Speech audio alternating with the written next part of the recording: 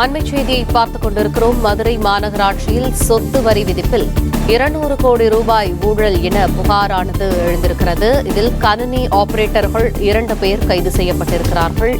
மேலும் தகவல்களை எமது செய்தியாளர் ராஜ்குமார் வழங்க கேட்போம். ராஜ்குமார், இந்த விவகாரம் தொடர்பான விரிவான தகவல். மதுரை மாநகராட்சியில 200 கோடி ரூபாய் அளவுக்கு மோசடி, வரி விதிப்பில மோசடி நடந்தது உட்பட அதில் 2 முக்கிய அதிகாரிகள் கைது செய்யப்பட்டிருக்கிறார்கள். மதுரை மாநகராட்சியில 200 கோடிக்கு மேற்பட்ட சொத்து வரி மோசடி விவகாரம் பெரும் அதிர்வலை ஏற்படுத்தியது.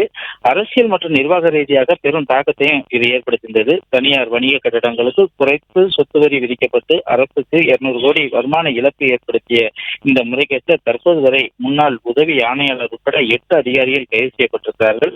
மேலும் முதல்வர் மு.க.ஸ்டாலின் உத்தரவின் பேரில் மாநகராட்சியில் பணியாற்றிய 5 மண்டல தலைவர்கள் மற்றும் 2 நிலைக்குழு தலைவர்கள் பதவியை ராஜினாமா செய்துள்ளனர். இந்த நடவடிக்கையை திமுக தலைமையில் கடும் நெருக்கடிக்கு உள்ளாகியுள்ள நிலையில தற்போது இந்த விவகாரம் சூடுபிடித்துள்ளது.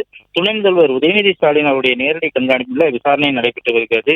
சொத்து வரி விதிப்பு மோசடியில் முக்கிய மூளையாக செயல்பட்டு வந்த கணினி ஆபரேட்டர்களான ரவி மற்றும் பாலாஜி ஆகிய 2 அதிகாரிகளை மத்திய குற்றப்பிரிவு போலீசார் இன்று கைது செய்தனர். பணியிட மாறுதல் பெற்ற ரவி ராமநாதபுரம் மாவட்டத்தில் பணிபுரிந்து வந்த நிலையில மத்திய குற்றப்பிரிவு போலீசார் ராமநாதபுரம் சென்று அங்கு கைது செய்தனர். இதன் தொடர்ச்சியாக நேற்று மேலும் 4 ஊழியர் மீது நடவடிக்கையும் எடுக்கப்பட்டிருக்கிறது. இதுல பில் கலெக்டர் காளிமுத்து பணியிட நீக்கம் செய்யப்பட்டிருக்கிறார்.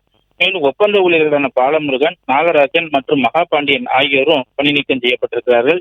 ஏற்கனவே கடந்த வாரத்தில் வருவாய் உதவியாளர்களான கண்ணன், ராமலிங்கம், பிலிக்ஸ் ராஜா, மாணிக்கம், ரவி, மாரியம்மாள், ஆதிமூலம் மற்றும் கருணாகரன் ஆகிய 7 பேர் மாநகராட்சி அதிகாரிகளால் பணியிட நீக்கம் செய்யப்பட்டிருந்தது குறிப்பிடத்தக்கது.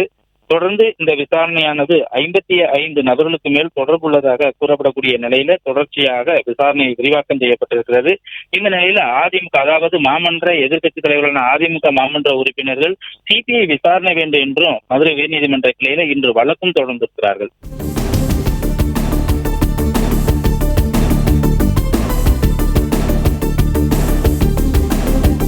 நன்றி ராஜ்குமார், விரிவான தகவல்.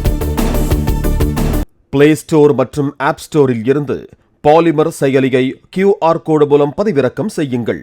செய்திகளை உடனுக்குடன் பெறுங்கள்.